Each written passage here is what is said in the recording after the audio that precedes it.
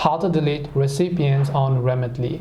Hi everyone, welcome back to our channel The Solution Guy. So in today's video I'm going to be guiding you through the processes on how you can delete recipients on the Remitly app, so make sure to watch the video till the end. So what are recipients? Recipients are basically a shortcut of people that you've added on the Remitly app itself, so that it is easy to send money next time whenever you want to send it. You don't have to enter the phone number every time, you don't have to enter the email address or their ID each and every time. But let's say over the years and over the months that you've used Remitly, you've added a handful number of recipients and now you'd like to delete some of them and you're struggling to find the option to delete them. If so, then all you have to do is go ahead and then first of all launch the Remitly application that you can find it over here.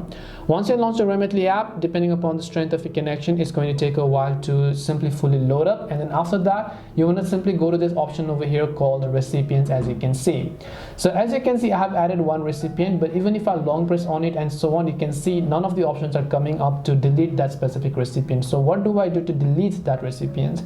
Well, to delete that recipient, you want to make sure to just tap on their name first. Then you're going to see the edit option from the top right hand corner of the screen. You want to make sure to just tap on the edit button, and under the edit page you just need to scroll all the way to the very bottom, and at the bottom left hand side of the screen you can see this red option labeled as delete, and that's what we want to do in order to delete the recipients. Just tap the delete option. It's going to ask you for a confirmation. Just tap the delete option again, and then the recipients are going to get successfully deleted, and now you can repeat the process for any of the other recipients that you might want to delete. And that's it for today's video on how you can delete recipients on Remitly. Hope this video was very helpful, and if it did help you, make sure to leave a like and subscribe to the channel. If you have any questions, feel free to leave them down. Thank you for watching and see you in the next video.